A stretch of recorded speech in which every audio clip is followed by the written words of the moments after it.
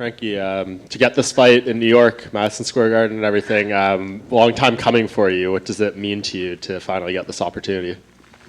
Yeah, I'm pumped to fight here. I actually did fight here in the first 205, so 5 years ago. But anytime I can fight in the Garden, I'm going to jump at that opportunity. And, I knew they were going to be here this month and with fans at that, and I'm excited. Yeah, definitely. And just tell us where you are mentally coming in. Obviously, rough fight last time out. You took the time off and everything. I'm sure figured out the things you need to. So what's this time away being like for you, and what have you kind of discovered? Yeah, I just want to get back to the winning ways, Obviously not happy about my last performance. I really didn't feel like I got to even fight. It was kind of a quick knockout. So it's good to get back in here and, prove myself once again. Yeah, do you feel like you can digest that the right way? I mean, you've spent over 7 hours in the octagon. Crazy shit's going to happen when you spend that much time in the cage. So is that kind of just how you take it? Yeah, it's just you live by the sword, you die by the sword in this game, and that's the way it goes, man. The game can be cruel at times. And to see what Corey has kind of gone on to do since then, does that make you feel even better about that loss if you can take it any positive way? No. No, I mean, nothing to make you feel good about that. I knew he was a good fighter even before I fought him, so I'm not surprised at his success.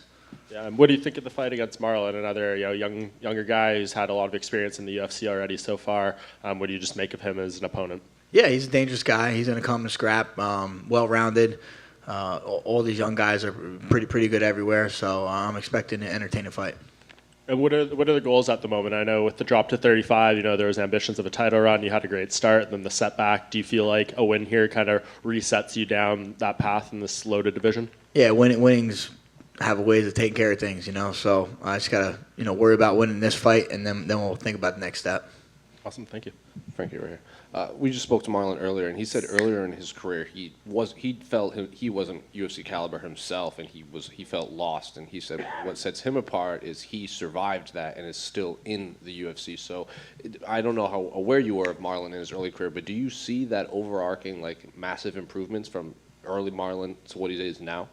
Yeah, I mean, time in this game and fighting this competition in the UFC, if you're still here, you've gotten better. It's just inevitable. So, yeah, I've been here for quite a long time myself, so I know what it is. And, I've had some ups and downs, and, it just makes you a little bit more resilient. Frankie, to your left over here. To your left. Just looking at your career, obviously you've been there, done that, been a champion, fought so many great guys. Out of everybody, who would you say maybe stands out the most as the toughest opponent you've had? Oh, that's tough to say. I think I fought who's who in a couple weight classes. Max Holloway, Jose Aldo, Corey Sanhagen, Ben Henderson. Those are all pretty good guys. Well, when you look at the featherweight division now and that there's a new sheriff in town a little bit with Alexander Volkanovski, does that entice you at all to go back up and maybe try and challenge him? And just what are your overall thoughts on him as a champion? Yeah, I think he's a phenomenal champion. He's that last fight, too, was very impressive against Ortega. And obviously to get a win over Max Holloway is definitely a feather in his cap. And I'm not worried about going anywhere right now. I'm just worried about, Saturday night. Best of luck, Frankie. Thank you. Frankie, the nature of the knockout earlier this year, I mean, it was kind of a violent one, obviously. Every knockout kind of is what it is. But did you have any conversations kind of with your family in the wake of the knockout? And then obviously your kids are also getting older too. How much does their input do they give to you with regard to your career as you're getting later in it? Yeah, it was definitely an unfortunate thing the way that knockout went down. A little scary looking at the time, but it is what it is, man. This is what the life that I chose, and I put it on the line, and that's how it is. And my kids, they give me input, not about that stuff. They're definitely into what I do. But I don't go asking my kids for any advice about my career. I don't know. If you're going to ask them any advice about journalism and stuff, My kids would be terrible with that. Yeah. Thank you. No problem. Hey, Frankie, over here on your left. Right here.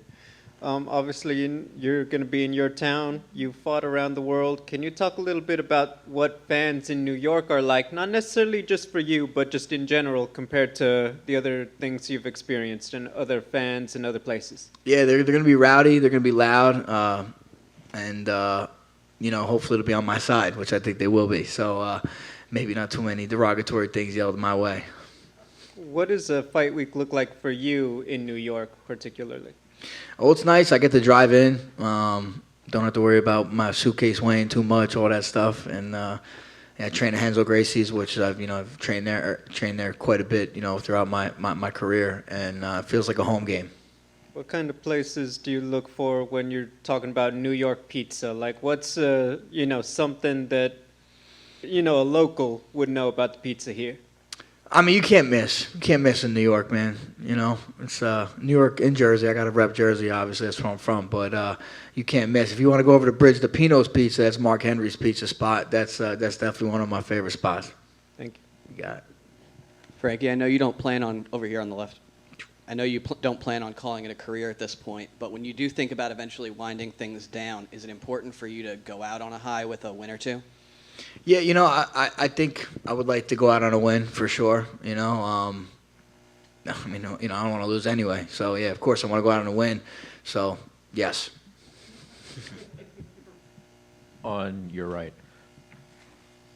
You had talked earlier about learning a little bit from the knockouts and having some other things. Generally, as fighters get older and get more experience in the game, they get better defensively than they do offensively. They've learned a few more things.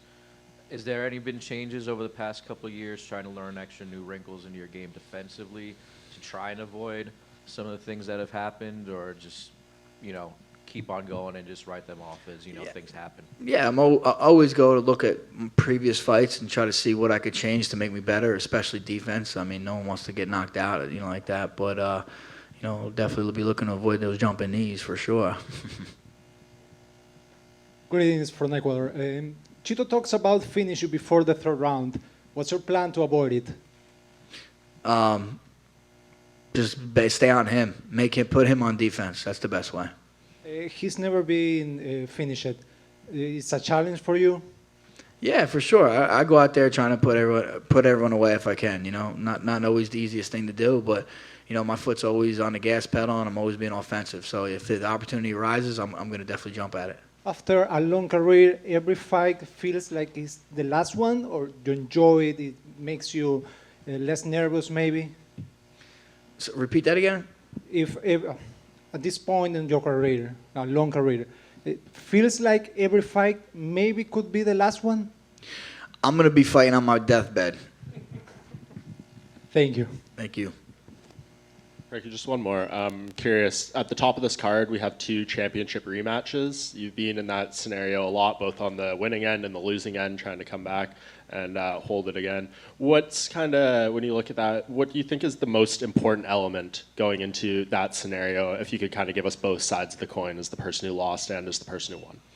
I think if you're coming in as the winner, you got to just believe that you're going to repeat what you did. You got to believe that you belong to be the champion, and I think if you're coming off a loss, you gotta believe that you're gonna make the changes that you're gonna learn from the previous fight and make the changes you need to accomplish that goal. Do you support BJ Penn's run for governor of Hawaii? Yeah, why not? Let's go. One of our own, leading the state. Yeah, that's cool. Thank you. Frankie over here on your right. You've obviously been through so much in your career, achieved so much, became champion. Now it seems like you're in the twilight of your career. What's the goal at this point? Are you trying to get back to gold, or are you just here for fun fights just because you're a fighter? I don't know. It's tough, man.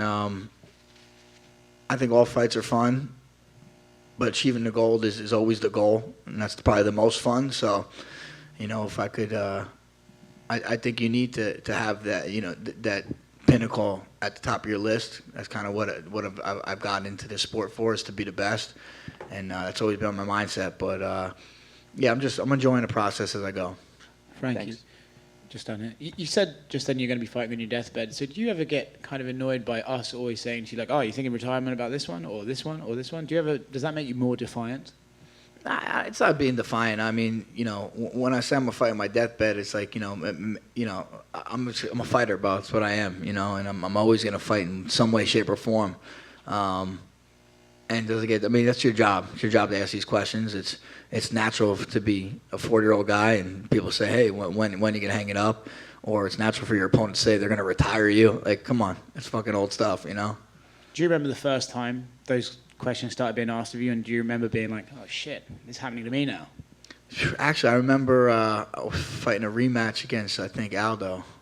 I was 30, and Max Kellerman was like, "This could be the end." I'm like, "The end, bro? What's this guy talking about?" So yeah, that was a little weird to hear at 30 years old. Wow, that's Kellerman.